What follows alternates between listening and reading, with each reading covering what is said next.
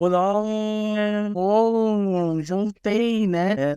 Vamos continuando na análise aqui do Brasil Paralelo, Autismo, a visão da medicina e da família, conversa paralela com Thiago Castro. Vamos continuando essa bagaça aqui, porque tem muito churume. Vamos lá.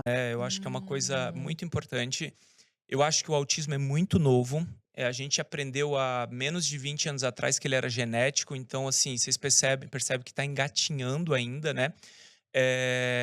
E hoje a gente tem um período. Essa de telas, a gente vale um podcast só para telas, porque telas é uma coisa assim absurda. A quantidade de documentos que nós temos, do tanto que impacta. Nós temos documentos que mostram que crianças que são expostas às telas de forma precoce, por um tempo aumentado, manifestam comportamentos que mimetizam o autismo. Que Olha só. Ou isso? seja, Às vezes criancinha nem não só é autista. autista, porque para ser autista, o que eu preciso? Base genética. Uhum. Então, eu não tenho uma base genética naquela criança, mas isso na minha casuística, ou seja, pacientes que eu atendo, na prática, eu falo, é mentira.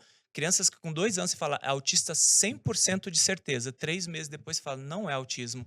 Que é só tirar as telas, mas é aquela criança que literalmente, da hora que acorda, a hora que dorme, tá? Mas, até onde nós sabemos, não é efeito causal. Ainda que já haja algumas, Mas deve ter algumas um monte de diagnóstico errado, assim, né? Nesse tem, sentido. principalmente por quem não sabe fazer o diagnóstico. Mas aí a minha preocupação é um pouco maior, né?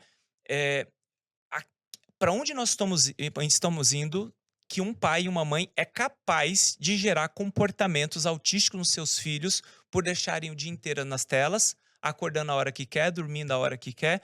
Essa semana, Não faz qualquer sentido isso, de independente se tem relação causal ou não, de ter algum tipo de conexão, de mimetizar, entre muitas aspas, comportamento autista. É o que eu falo, vou bater nessa tecla de novo. O critério diagnóstico pro modelo biomédico da deficiência é comportamento restritivo e repetitivo e dificuldade na socialização e na comunicação. Então, assim, se a pessoa né, a criança, enfim, que usa muito as telas, né, por exemplo, do celular, está mais reclusa, por exemplo, isso não significa que isso é o critério diagnóstico, sabe? O critério diagnóstico seria, por exemplo, se ela tivesse melhor socialização, digamos assim, com uma pessoa adulta, não dialogasse tanto com pessoas da própria idade, né? Por exemplo, da idade escolar. Se a pessoa tem algum tipo de,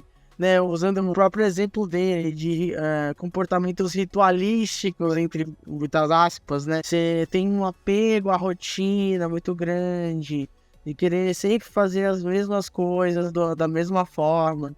Isso é um comportamento autístico, sabe? Pode ser colocado dentro do critério diagnóstico. Agora, enfim, só o uso da tela pela tela não tem relação alguma, assim, sabe? Não faz qualquer sentido. no grupo de WhatsApp das mães, minha esposa me contou, né? Uhum. Uma das mães, meu filho tem 6 anos, inclusive ele vai até. A gente vai mudar esse ambiente dele, né? Uma das mães perguntou quais das mães tinham o WhatsApp dos seus filhos para eles fazerem um grupinho de WhatsApp para as Oi? crianças falarem sobre algum joguinho ali. E às vezes, quando eu vou falar em congresso ou qualquer coisa, eu falo, gente, vocês têm noção que a primeira exposição à pornografia de uma criança é por volta de 5 ou 6 anos, geralmente no celular do pai, né? Naquele grupinho de WhatsApp sem vergonha que o marido ainda participa. Então, assim, as telas realmente eu acho que é o grande mal para essa geração.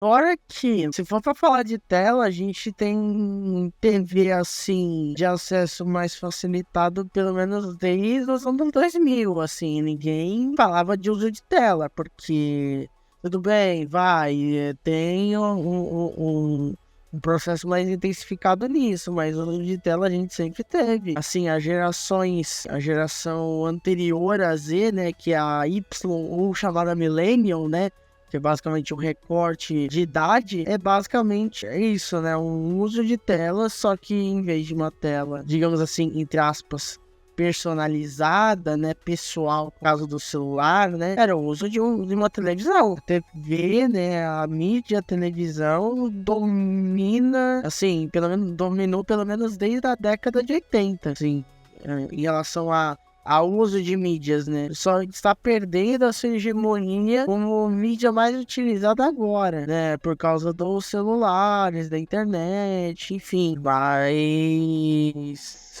sei lá, né? Eu não sou polarizado de falar assim, não tem que ter tela. Mas as telas geram comportamento hiperativo, comportamento desatento, pior coeficiente intelectual, gera alteração de sono. Se eu tenho Ansiedade. alteração de sono, eu tenho um pior ganho terapêutico no dia seguinte, fazendo com que haja mais crise, que haja mais estereotipia.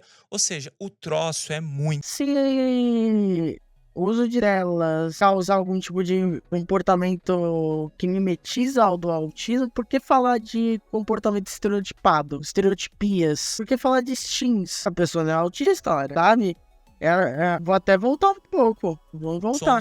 Alteração de sono, que já existia desde a mídia da TV. Ganho terapêutico no dia seguinte, fazendo com que haja mais crise, que haja mais estereotipia. Ou seja, o troço é muito ruim. E é muito ruim para crianças autistas. Então, assim, telas não causam autismo. Definitivamente não causam, até agora, o que nós sabemos de autismo. Contudo, ela é, sim, um marcador importante na piora do prognóstico, na piora da evolução. E a gente tem casos, sim, de crianças que receberam diagnóstico de autismo e que depois, retirado as telas, arrumado a vida daquela criança, ela evolui de tal forma que o autismo, como eu falei no começo, ele é um déficit que gera vários comportamentos, mas que é um prejuízo permanente, duradouro. Não precisa ser para a vida toda. Ele é para a vida toda, mas aqueles atrasos, eles realmente não somem com 3 meses, entendeu? Nossa, que coisa. Sim, nesse ponto eu concordo, porque até a questão da deficiência é definida pelo ser alguma condição de longo prazo, né? A surgimento de barreiras, né, em período prolongado. Porém, esse negócio de falar de piora do prognóstico, sabe? É o quê? Vai fazer com que a criança pare de ter comportamentos autísticos, que ela se normalize, entre muitas aspas. E fora a questão, tipo, do uso de tela. E se de repente é pelo uso de telas, entre aspas, que a pessoa acessa o hiperfoco dela? Porque, como eu falei, o hiperfoco é uma característica que também está presente em pessoas autistas. Então, assim, imagina, vou dar um exemplo. Chegar a criança, ela tem hiperfoco em, sei lá, Sonic the Hedgehog. Quer saber tudo sobre a série Sonic, quer jogar todos os jogos, quer ver vídeo, quer ver gente fazendo speedrun de jogo do Sonic, por exemplo. Aí vem o Thiago Castro ou qualquer outro psiquiatra, né, enfim, aí chega a dar a ideia mequetrefe de, isso é piora do quadro. Aí tira a tela do garoto, que às vezes, né, possivelmente é um dos poucos recursos que ele tem de regulação sensorial, né, porque hiperfoco também serve, né, um pouco nesse quesito. A criança começa a ter um quadro depressivo, né? Se caso ela ainda não teve, desenvolver. E se caso ela já tem, piorar um quadro depressivo, porque ela vai deixar de ter uma das poucas formas de entretenimento, enfim, de qualidade de vida, né? Porque, enfim, dá sentido à vida da pessoa, né? Hiperfoco em alguns casos, assim. Aí a pessoa desenvolve um quadro depressivo, desenvolve, enfim, uma ansiedade que acarreta na ponta em mais crise sensorial, em mais shutdown, né, o desligamento, mais meltdown, que é a explosão. Aí chega os pais, pergunta pro médico, né, pro psiquiatra, e o psiquiatra inventa outro motivo, sabe? E, é a alimentação, é não sei o que. Põe na aba, põe 40 horas de aba, sabe? Põe pra fazer fono, põe pra não sei o que. Aí a criança que já teve o seu recurso tirado dela, né? É o hiperfoco no Sonic, né? Nesse caso, vai ficar ainda mais ansiosa, sabe? Não faz, sabe? Não tem nem muito o que dizer nisso, porque eu já falei no vídeo inteiro isso. Coisa pesada. Não sabia Sim. que tinha esse impacto desse As telas tamanho, são olha só. terríveis. E assim, muito mais que isso, né? Eu falo que a tela não apenas pro autismo, né? A tela, ela consome, ela corrói a alma da infância, né? Porque aquela criança autista que já tem maior dificuldade motora, Se ela fica sentada atrás do sofá, o que ela está fazendo? Tudo menos que trabalhar a parte motora. Aquela criança autista que em 81% pode ter TDAH, são números, são dados, e que as telas pioram o comportamento de TDAH. Aí a criança de fato é TDAH ou ela está TDAH porque ela não tem hora de acordar, não tem hora de dormir, aí come um monte de adocicado, aquele desastre todo. Tá, vamos lá. O que ele falou da parte motora tem um fundo de verdade, sim. A criança precisa, correr, né? Eu tô falando no modo geral, obviamente. Precisa correr, precisa socializar. Mas aí entra na própria questão do Brasil Paralelo, que há uma defesa por parte do Brasil Paralelo do homeschooling. Como tu vai promover uma parte motora, essa criança tá em casa sendo ensinada pelo pai e pela mãe, né? Então, né? Eu sei, Lara, que talvez para muitas pessoas você fala, mas no mundo que vocês vivem, não é isso.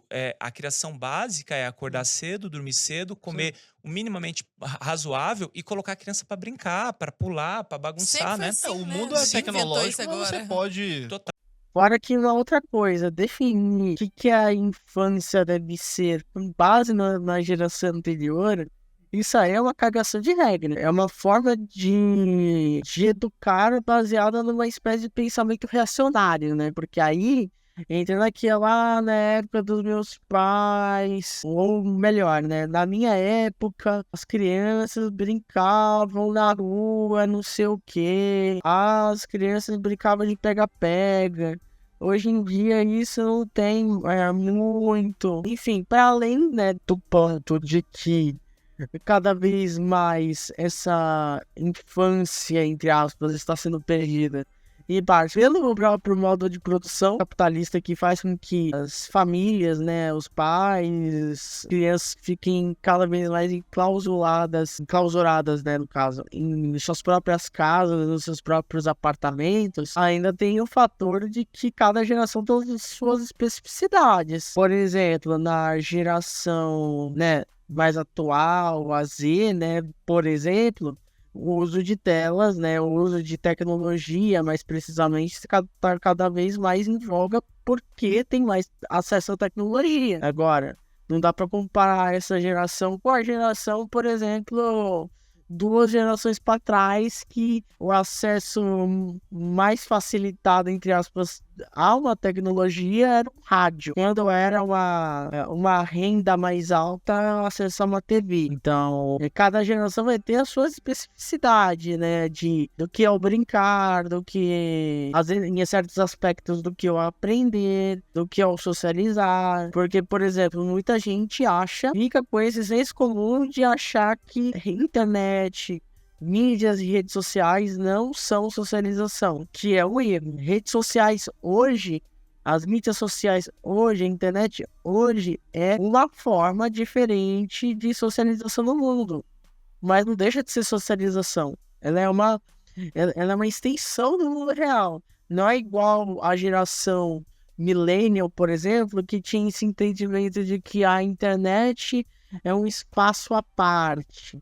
Né? A internet é como se fosse um clubinho. O que acontece na internet fica aí na internet.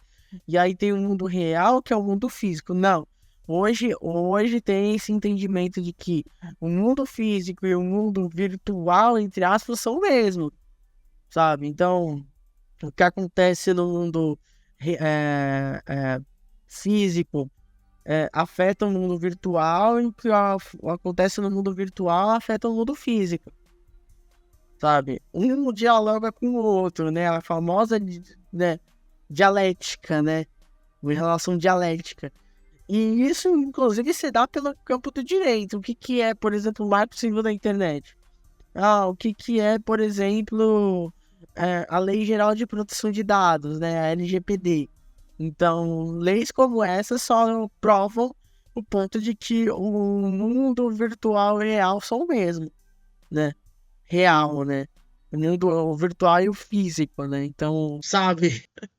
Ai, meu Deus. Colocar, às vezes, uns 5 minutinhos. Sim, Você tem sim. uma questão, você tem várias a respeito desse Sim. lance das telas. Tem famílias que não botam tela nenhuma e a criança, Sim. É uma criança, é você que coordena a vida da criança ali, ela não tem Uhum. capacidade pra gerir a própria vida ainda. Você quer ver uma coisa assim muito prática? Por exemplo, algumas pessoas falam assim: ah, mas você não assiste nunca a televisão com seu filho? Eu falo, claro que sim, meu filho vive na geração digital. Mas é que é um momento tão especial quando nós vemos as telas, né? Assim, a gente vai ao cinema. Ah, Thiago, mas não vou ao cinema. Eu vou assinar a Brasil Paralelo Só e vou lá assistir um filme no sábado com pipoca. Olha só você Um cria o que momento. todo um momento representa. ali. Aí vira um presencial pelo presencial, justificar o, o uso de tela, né? Porque aí é cinema, aí pode, né? Aí a TV pode, né? Porque celular não pode, mas TV, cinema pode. Aí essa justificativa é com base numa espécie de socialização que, assim, não faz parte de uma socialização aos moldes nem das gerações necessariamente atuais, né? Por exemplo, a Z, e muito menos de quem faz parte de neurodivergências, né? Porque neurodivergências atuam muito no campo do comportamental.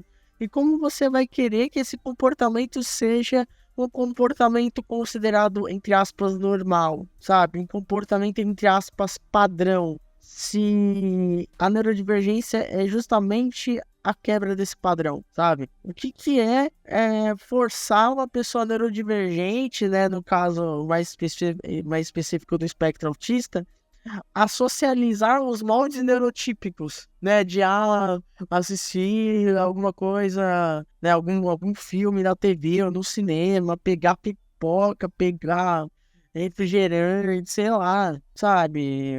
Não faz sentido para uma lógica que foge dessa neuronormatividade, sabe?